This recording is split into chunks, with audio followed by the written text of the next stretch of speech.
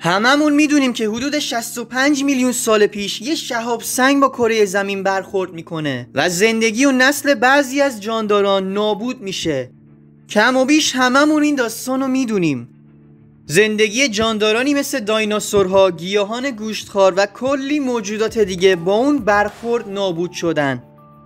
در این بین یک پرنده از اون زمان نسل خودشو حفظ کرده. این پرنده‌ای که میخوایم راجبش حرف بزنیم تا یه فرگشت به وجود اومده. نسل این پرنده به 35 میلیون سال پیش برمیگرده و هنوزم که هنوزه نسلش پاورجاست. حالا بریم ببینیم این پرنده باستانی چیه و چرا و چجوری نسلش تا الان حفظ شده. پس تا آخر ویدیو با ما همراه باشین.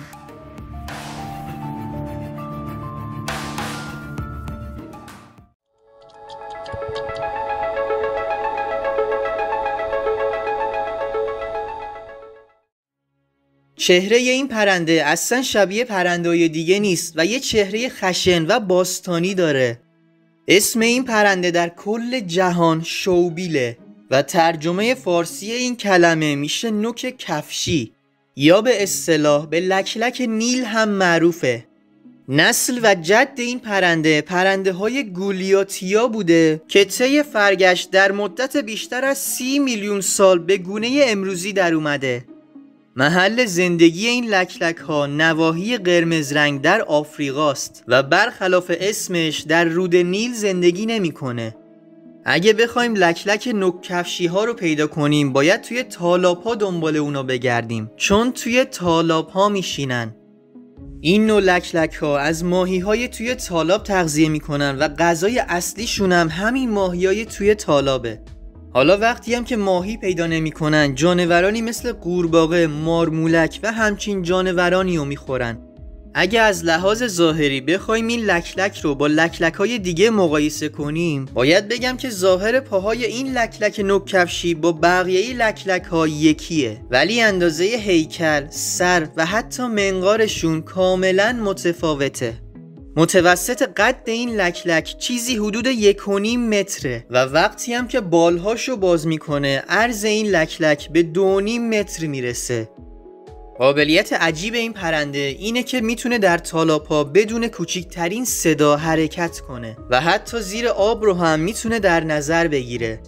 اگه جانداری اون زیر باشه و از جاش جنب بخوره خیلی حرفه‌ای میتونه اونو شکار کنه. به خاطر پهن بودن منقار این لکلک طعمه به هیچ عنوان نمیتونه از دستش فرار کنه. سن بلوغ این لکلک ها 4 سالگیه و متوسط عمرشون هم 35 تا 40 سال گزارش شده. دلیل این عمر زیاد هم به خاطر صبریه که دارن. اونا موجوداتی هن که خیلی صبرشون بالاه. جالبه که بدونید این پرنده ها خیلی خانواده دوستن، یعنی اگه مزدوج بشن تا آخر عمر فقط و فقط با همدیگه زندگی میکنن. تخمگذاری لکلک های ماده هم به این شکله که 2 الی 3 تخم بوده و 1 ماه هم روی تخم میخوابه تا جوجه هاشو سالم به دنیا بیاره. یکی از قوانینی که جانورشناسان راجع به لکلک ها کشف کردن اینه که وقتی جوجه‌ای به دنیا میاد باید 4 ماه توی لونه بمونه و حق بیرون رفتن رو نداره و این قانون در مورد لکلک های نوک کفشی هم صدق میکنه. بعد 4 ماه هم وقتی این جوجه ها برای اولین بار پاشون از لونه بیرون میذارن پدر مادر آشیانه خودشون رو ترک میکنن و یه زندگی مستقل رو آغاز میکنن. راجع به این پرنده ها هم برای اولین بار مصریان باستان روی دیوار حکاکی کرده بودن و وقتی اسم این پرنده‌ای که حک شده بود رو ترجمه میکنن میشه پدر کفش ها. حالا همه اینا به کنار، شهرت این پرنده به خودی خودش خیلی زیاده. حالا این قابلیت آوازخونیش هم این شهرتش رو بیشتر و بیشتر میکنه. بله درست شنیدین، آواز هم میخونه مثل بلبل و مرغ عشق و سایر پرنده ها. حالا بریم با هم یک کم از آواز این پرنده رو بشنویم. هر موقع صدای آواز این پرنده رو شنیدین یعنی وقت جفتگیری این پرنده فرا رسیده و هرچه خوشگلتر آواز بخونه شانس پیدا کردن جفت هم بیشتر میشه. رنگ پاهای این پرنده سفیده و همین رنگ پا باعث شده که به این پرنده یه زیبایی خاصی بده. حالا چرا سفید؟ چون ادرار و مدفوع این پرنده با همدیگه دفع میشه. وقتی که به سرویس بهداشتی میره یه ماده سفید رنگ و یه مایع ازش دفع میشه و روی پاهاش میریزه. عادت دیگه ای که همه لکلک ها رو در بر میگیره مربوط به جوجه هاست. جوجه ها هیچ جوره سر هیچ چیزی با همدیگه نمیسازن و حتی به همدیگه صدمه میزنن. حالا اگه لکلکی ببینه که جوجهش آسیب دیده، اونو به خاطر ضعیف بودن و آسیب پذیریش ول میکنه و طردش میکنه. خدایی همچین پدر مادری نیاز به یه تراپیست ندارن؟ اون جوجه طرد شده هم به خاطر ضعیف بودن غذای حیوانات دیگه میشه. گفتیم که این نوع لکلک ها رو توی تالاب ها میتونیم پیدا کنیم، ولی امروزه حتی توی اون مناطقم به راحتی دیده نمیشن و در خطر انقراض گزارش شدن. تعدادی هم که برآورد شده چیزی حدود 5 الی 8 هزار لکلک گزارش شده و ممکنه کم یا زیاد باشه. ولی دولت ها از گونه این پرنده به شدت حفاظت میکنن و نمیخوان که این پرنده منقرض بشه.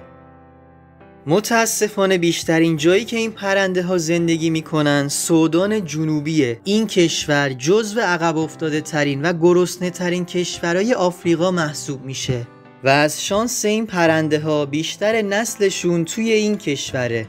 به خاطر همین به لکلک های باقی مونده توی کنگو رسیدگی میشه، چون اگه این کارو بکنن نه تخم میذاره و نه آرامش داره. چون اگه توی محدوده خودش غریبه ببینه حس امنیت خودشو از دست میده. به خاطر همین این پرنده ها رو توی محدوده بزرگ ول میکنن تا برای خودشون قلمرو درست کنن و انسانهای کمتری اونا رو ببینن.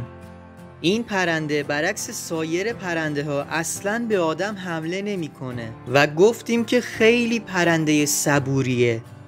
اگه یه انسانی به این لکلک ها زل بزنه یه جوری نگاش میکنه که انگار باش پدر کشتگی داره. رفقا نظر شما راجع به این پرنده باستانی چیه؟ خوشحال میشم که نظرات پرمهرتون رو در قالب کامنت برامون بنویسین. رفقا مرسی که تا آخر ویدیو با ما همراه بودید. برای حمایت از ما لایک و سابسکرایب یادتون نره و تا ویدیوهای بعدی مراقب خودتون و خوبیاتون باشین.